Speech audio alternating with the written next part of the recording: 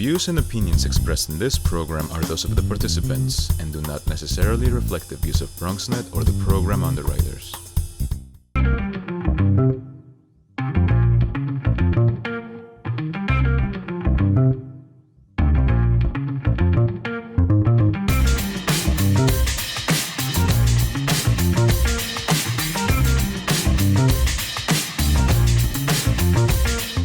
Good evening and welcome to the Bronx Buzz. This is BronxNet's program. I'm sure you know this by now, where we talk to reporters, writers, editors, filmmakers, photographers, anybody who puts something out in the Bronx. And I've got the latest edition, my well-read latest edition of the Bronx Times Reporter here. And you can see it's well-read because the pages are all messed up. And I pulled out a number of articles because I said my buddy Robbie Sequeira has to join us because he's writing some great things. So let us say a good evening to Robbie. How are you, my friend? I'm doing great, Gary. How are you? And happy Thanksgiving to everyone. Happy Thanksgiving to everybody. We're obviously, I don't want to say obviously, but we are recording it previous to Thanksgiving. It's going to air on Thanksgiving. We hope everybody's enjoying their day. And, if you hang out a little bit, you'll learn something about the BX that you didn't already know.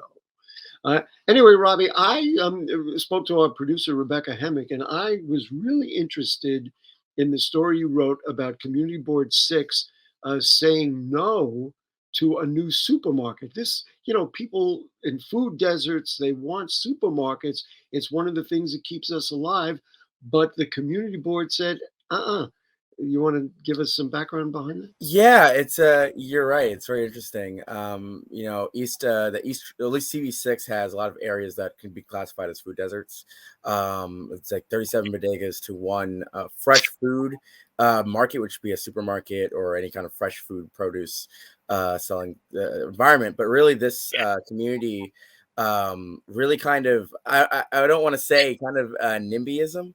Not my backyard, but kind of more not wanting these type of developments to happen.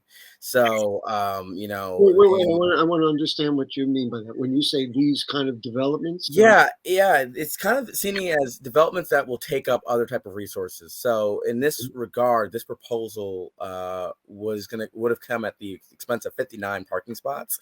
And this is a very busy area that has a university. They have a DMV that had come in there as well. That takes up a lot of the congestion. So a lot of the issue from residents was that parking's also at a premium too. So it really an issue of should you address food needs or do you address residential concerns, which for this regards sort of over parking. So that seemed to be what steered that particular board to make that decision. Well, it is a fascinating thing. I guess we should identify where it is. And the producer Rebecca and I were just talking about East Fordham Road. If you're traveling east, it's just before you get to Southern Boulevard and Pelham Parkway, that whole row of stores. I was a little bit surprised that if they were going to turn it down or say it was not a good idea, then one of the reasons for that was that they didn't want to lose the small businesses that were there. But it really was parking. It's jarring to me a little bit that was the reason, as opposed to saying, hey, we've got stores that have been here for years. But no, it wasn't that. And then where would people so it's that whole area toward Arthur Avenue, I guess, if you're going south from Fordham Road, all those private houses, they don't have a supermarket there. Yeah, there's a stark decline in supermarkets, fresh food, and that's really what the city's fresh program is meant to do. And it's been around for 12 years. And they've had an issue with either having developers sign off on it or having issues with community boards such as this one signing off on it. Now, ultimately, the decision goes up to city council, of course, but there's been an issue of areas that need it. So Harlem's been an area that has a lot of food deserts that has these type of programs for their individual programs. So it is interesting to see that there isn't a need for fresh quality food. These certain partnerships also work with bodegas too to be able to kind of liven their stocks up too. But yeah, there is a stark loss for that type of fresh food area in those particular areas. And you're right, it is kind of interesting to see that parking kind of being the kind of quell for their decision. The rules, and I want to move on to a couple of other issues that you've written about. The rules for votes in the city council, usually when the home council member supports or denies support for a project, that's what carries the day. But that didn't happen. There was something that happened recently. I think it was in northern Manhattan with the New York Blood Center, that the council overrode the local council member.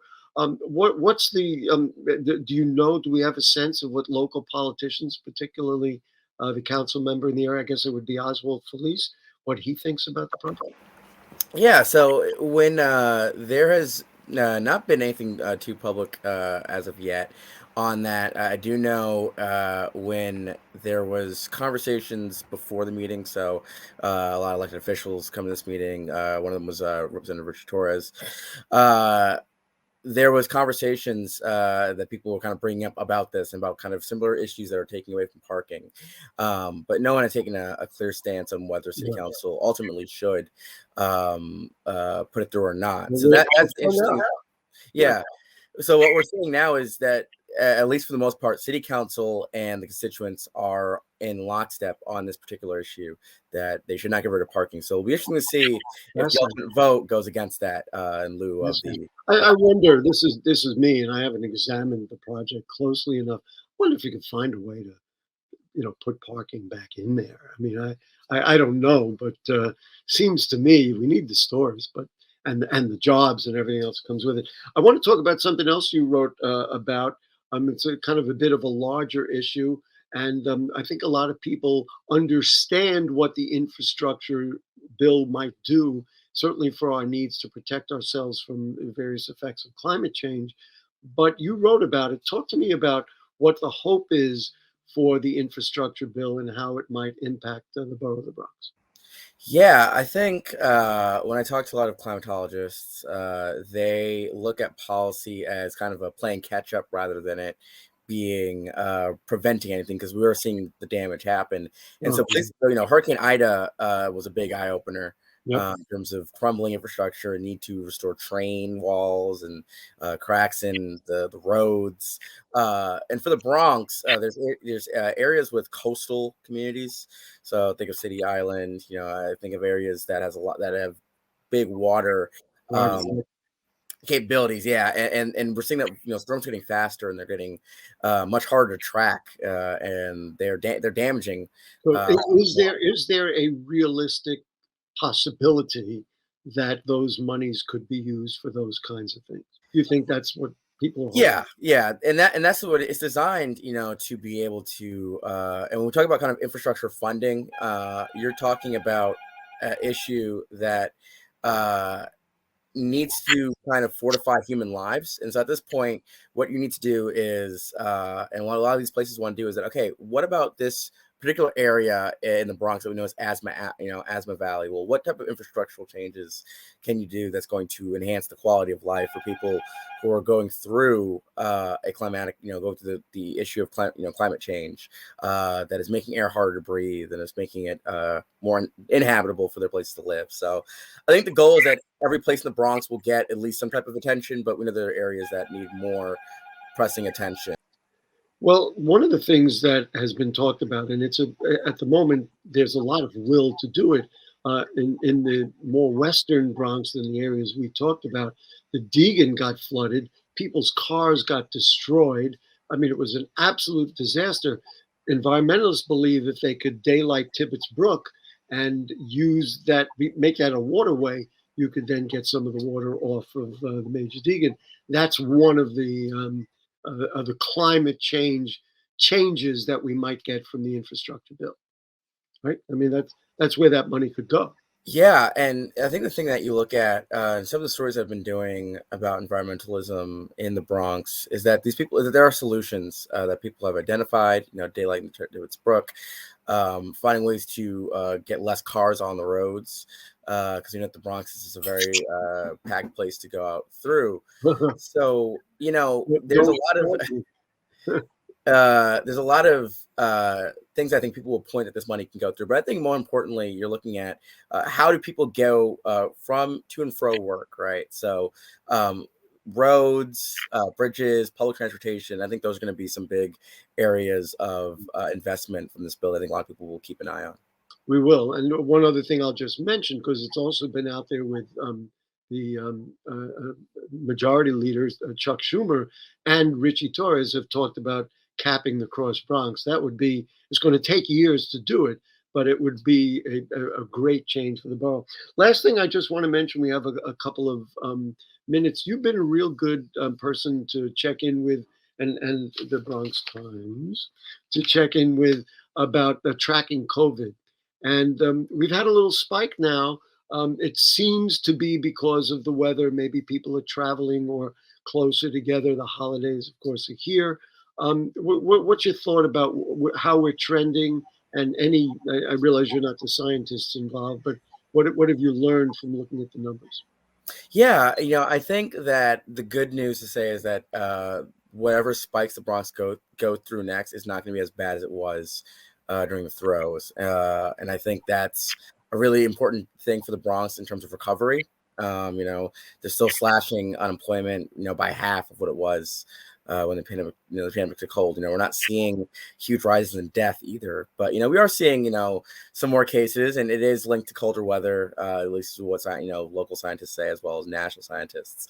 And I think the big issue is just, the booster availability or eligibility is being expanded. So I think that it's just, getting more shots in arms and, hoping that we don't see numbers get drastically or dangerously high. We did a show, which you may not have seen, our other program, Bronx Talk, on racial disparities. And I was really surprised at the number of African Americans, of Black people, who are saying, I'm not getting it.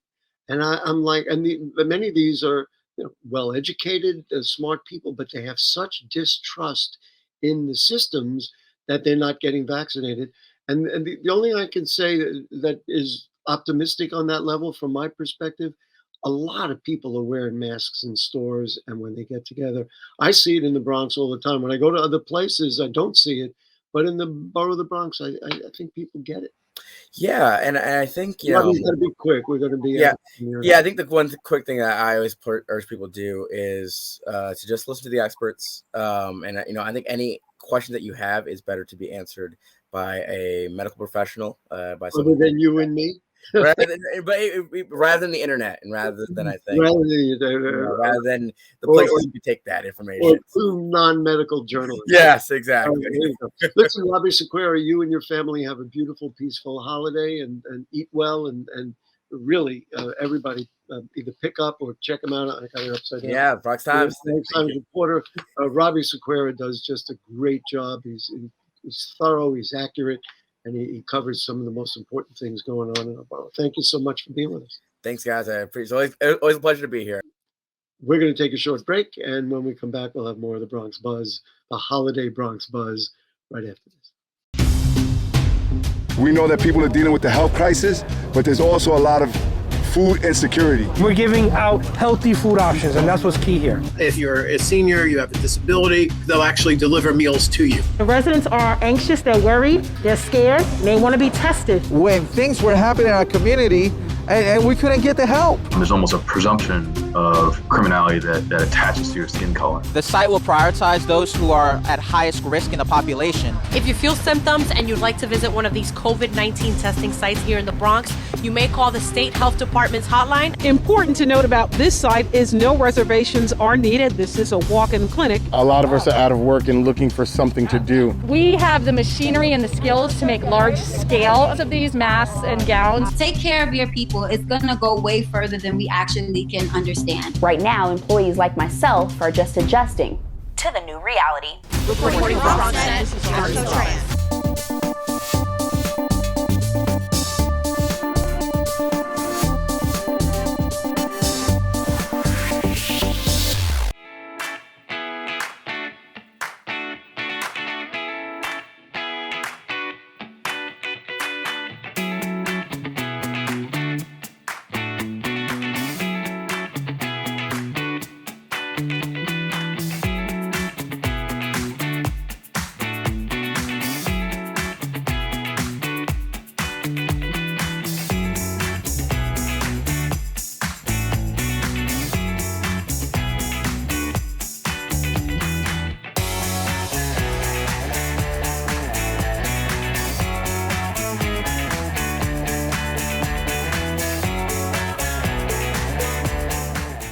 Okay, back with you on the Bronx Buzz. We're going to switch gears from serious issues and important issues in communities in the Bronx to something maybe lighter, but people like me think this is also some of the most important things going on in the Bronx, and that is Bronx music.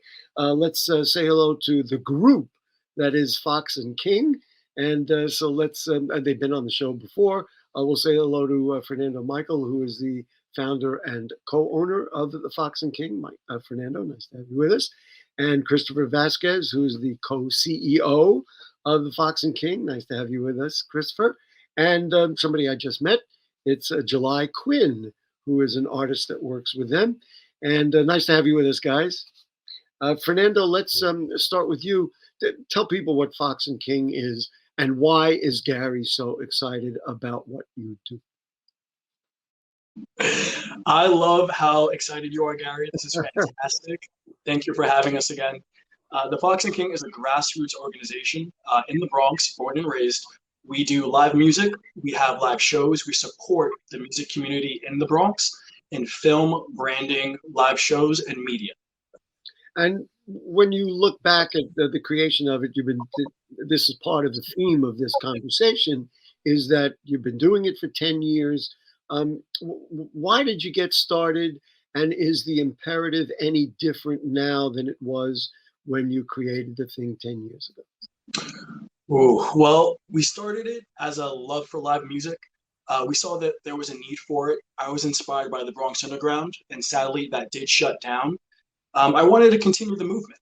And now here we are 10 years later with a stronger team, a stronger mission, and more networking abilities for us and our team. We can only do even more. Mm-hmm. I mean, you could see that they play and then they bring in other groups and all that kind of stuff. To me, at this particular juncture in time, we need these kinds of things more than ever. People have been cooped up. People have, not had chances of self-expression. You can't even look at your friend's face because everybody's masked up. It's just one of the realities. So, Chris, let's talk a little bit about, in a way, as much fun as you have playing and performing and doing your own music, how does it feel to present music in a borough that, let's face it, we invented all of it? Oh yeah, man. Bronx music. It all starts here in the boogie down, right? That's how it is, man. From jazz to rock. Me growing up listening to Fania and Hector Lavoe, Emily Colon from my parents, and then of course hip hop, right? The Mecca, late 70s when it all began, it all started, and it's amazing in full circle how far it's come. And I think for us, when I joined the Fox and King, it was the new era of rock, the alternative scene in the thousands and late thousands that kind of emulated the Bronx Underground. And it's kind of our bread and butter since we began back in 2011. We were booking shows 2012, 2013. It was mostly rock and acoustic. And then it has grown to hip hop. It's grown to dance music. And now it's also highlighting the music in a different way. It's no longer about shows. It's through video, through storytelling.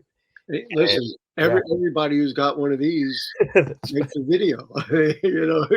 We all do it. The other thing that I would add about the growth of Bronx music, which has always been there, but now we, and I mean all of we, collective we, are understanding is the emergence of cultural music. That we have music from Africa, we have music from all the South American countries. I mean, I don't even want to list them. They're just literally all over the world. Mm-hmm. And it's all right here. I mean, to me, that's among the most exciting things that you do. I do want to bring in July in a second, but Christopher, just talk about what you've done. Now, you've had a TV show, right? Oh, yeah. We've had B-Sides, which is the other side of the vinyl, the undiscovered, untapped musicians and artists of our borough. The young, talented musicians that we work with, that we've told stories on, and their upbringing in the Bronx, what their influences has been, and B-Sides came about through through the pandemic. It's a response to the pandemic. Started out as a as a live stream showcase on Instagram. It then turned into a show. We were so grateful for The BronxNet. show was on BronxNet. Yeah, Yep, Bronx it was on That's BronxNet. of course what we're about. Absolutely, and this platform has been a blessing to the local community, and especially to the local music community. And I think we've gotten tremendous feedback from so many of our peers and people throughout the borough and across the city. Listen, let me tell you this. Yeah. It's a universal thing in the Bronx, and I can't speak for Brooklyn, Queens, Staten Island, or anywhere else, Manhattan. But in the Bronx, if you're bringing music to our neighborhood, to any neighborhood, everybody in the Bronx is for it. It's something that we all believe in, that it's part of our lives, part of our culture. July, you are listed as an artist. To me, it's one of the things that helps define, and by the way, we're going to talk about the 10th anniversary in a minute, but one of the things that defines Fox and King is what we've heard from both Chris and Fernando. It's a collective, really. I mean, it's not like 2 or 3 guys or women or whomever, right? So talk to me about your involvement in this project. Yeah, so it's funny. I'm actually cousins with Chris. Yeah. And luckily, I've met Fernando a couple of years ago through a show that I went in the Bronx very, very randomly. And then ever since then, we've been in really close contact with each other. But you're right, art is very, very important, especially coming from the Bronx. My dad used to be a DJ when hip hop first started in the 90s. And so what do you add into this mix of not only the music that you create, but also into the shows and into the idea of spreading music culture in the Bronx? I think I add a sense of fun, entertainment. I think that's a really big thing. I think when people come to these live shows, they want to be entertained. They want to see that you're having a really, really great time, and giving them a great time as well. So you do it through lights. You do it through. Yeah. I got a little launch pad that I bring with me every single time that I go and perform. So it's a specific, unique thing where, in representing hip hop and the culture that's here, I don't want to do something that's ordinary. I want to test the limits of what I can do and provide an actually entertaining set list for people. So luckily, through Fernando and Chris and the Fox and King, I've been able to do just that, and I plan to do that on Saturday. I do want to mention, what Chris mentioned, B-Sides. You won an honorary commendation for efforts in marketing the show, the B-Sides on the Mott Haven Film Festival. And so congratulations for that. It's always nice to get that kind of recognition. But let's talk about the big event. Now, I got the flyer here. I got the whole thing. I know Rebecca's got it as well. She can put it up. But so Saturday the 27th, what's happening? Where is it happening? And who's going to be? We're all going to be there. Rebecca's going to be there. She told us. All right, Fernando, you can answer that. Yeah, it's going to be a great time. We're very proud to have it at the Bronx Brewery, one of our favorite locations. We go there quite often. We're going to have a couple. It's not always just the beer, I'm sure. It's not always just the beer. Not just the beer. The beer is great, but not just the beer. We're going to have Duryea. We're going to have Richard Picasso. We're going to have July Quin, of course, Advice. We're also having DJ Mike from Sounds and Sirens do some DJing, and First Class, another DJ duo from the Bronx as well. And we'll also have vendors on staff, on station, the Mott Haven Film Festival, I got it right in front of me. I'm going to do it for you. The Mott Haven Film Festival there, so there'll be something to eat. Epinology will be there, of course. Arts Music Heritage Center, the Mott Haven Film Festival. And what is this? I showed you the S at the bottom there. What is that logo? So that is one of our longtime partners, Sounds and Sirens, run by DJ Mike, a fantastic DJ. They also do events, and they'll be helping us out with the audio and the light show for the night. When you think about, what people, especially young people, react to in the Bronx, we get it, man. Yes, it's the music, it's our culture, it's being together, especially during these difficult times.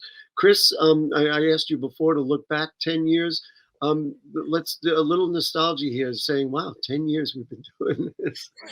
Talk a little bit about not only the event itself, but what that means to you guys and to the work that you do to promote what we need in the Bronx. Yeah, it is definitely, it's eye-opening, 10 years of how long it has been. And I think it's just fitting that it happens, that we're gonna do the 10-year celebration here in the borough and at Bronx Brewery. I think it's just it's fitting that we just come full circle and we just enjoy the show with the people that we worked with, our fan base, people that have supported us along the way all these years. It is commemorating just success, and it's just a celebration that we're gonna have on Saturday, and it's gonna be an epic event, and y'all gotta come out. Y'all got to come out. Absolutely. Ain't no stopping us now. I don't want to get anybody to think it's like a farewell party. This is actually the introduction for the next 10 years. July, when you think about an event like this, it's a big event. What goes through your mind in terms of, do you create on the spot, or do you make a lot of plans to figure it out, and then you got to go, the boss is going to tell you if they like it or not? I think luckily Fernando and Chris entrust in me the ability to deliver on Saturday. I definitely do a lot of planning and preparation ahead, just because I want to make sure that I'm, giving 110%. So yeah, there's a lot of thought and effort that goes into the live sets, because once again, if people are paying their money or even coming out for a free show, that's their time, and they want to have a good time. So I want to be able to be one of those reasons why they had a great time. And in a celebration like this with 10 years, I mean, you gotta come correct. Like that's a long and great accomplishment. I love the attitude of saying we want to give them something. All right, so we're almost out of time. Fernando, let's let you do the pitch. Everybody's going to be there. It's going to be one of the biggest nights of the year. Thanksgiving weekend, the 27th, Saturday the 27th. 3 p.m. to 8 p.m. So it's safe and you can get home safe. Make the sale. Go ahead, Fernando. You got about 35 seconds to do it. This is a day of celebration, of community, of the Bronx. We're all joined together for the love of music from all walks of life, from all parts of New York, coming down to the Boogie Down Bronx. Come out, enjoy, eat, drink, be merry. This is the day with family. This is the Fox and Dance? You want to dance? We want to dance. You want to dance, of course. I'm definitely dancing. Right. Listen, you guys, I couldn't love you any more than I do. And that's right from the heart. You guys are the best. I mean, just doing what we care about in the Bronx, and that's our culture, our history, our legacy, Bronx music. Fernando, Chris, and July, whatever month it is, it's fine. Love you guys. Everybody come on out Saturday, the 27th. Bronx Brewery down there on 136th Street, right? Make sure I get it right. I've been there plenty of times. 38. Really park the car and walk. All right. So that's it. Happy holidays, everybody. This was our holiday show. What a pleasure having 4 young Bronxites. Robbie Sequeira, one of the great young Bronx journalists, and the 3 great guys from Fox and King come out Saturday night. Happy holidays. Good night.